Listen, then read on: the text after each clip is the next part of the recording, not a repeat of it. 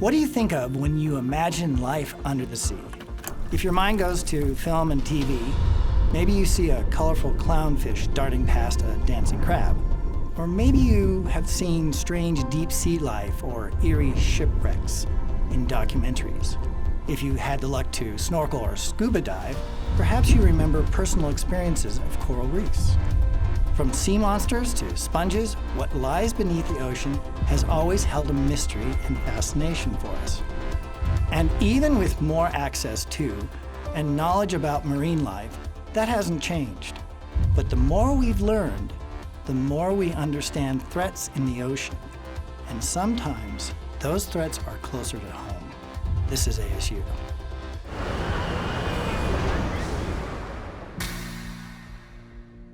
There's something about the ocean and the plants and animals that live there that calls to us. This is especially true for coral reefs. Here life seems to explode in a range of colors and variety of creatures, including coral itself. It's in these ecosystems where life is so abundant that we have been seeing some disturbing changes. Many coral reefs have started to die or have already died. When a coral reef is lost, all that is left are the skeletons of the tiny animals that made them. This is not just the loss of one animal. The loss of living coral impacts the entire ecosystem that relied on them. This is because corals are a keystone species for the marine world, maybe the keystone species. When they are lost, many other plants and animals die.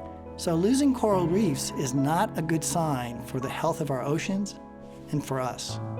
Scientists have been studying what might be causing the loss of these important animals. It turns out they are very sensitive to temperature changes. When the water temperature warms, the corals will expel the algae that lives in their tissues. These algae provide corals with a source of food.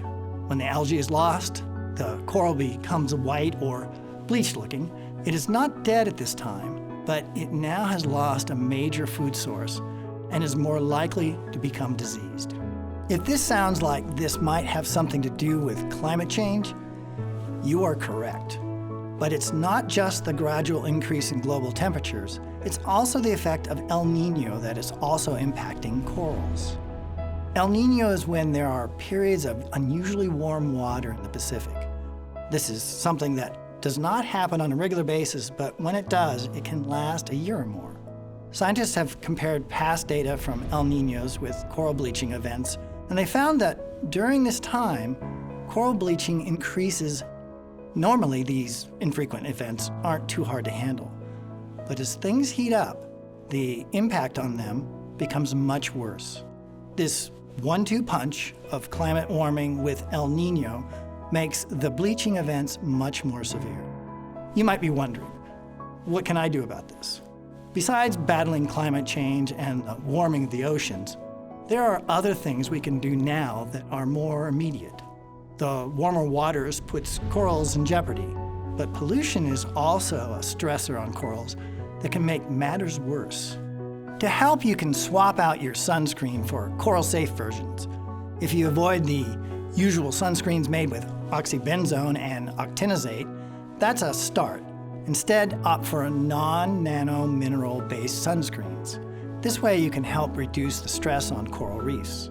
This also applies even if you don't visit the ocean. Washing your sunscreen off your body in the shower or bath still allows these chemicals to enter the water system, which often ends up at the ocean. In addition to switching your sunscreen, reducing the use of single-use plastics can also help coral reefs and the ocean ecosystem.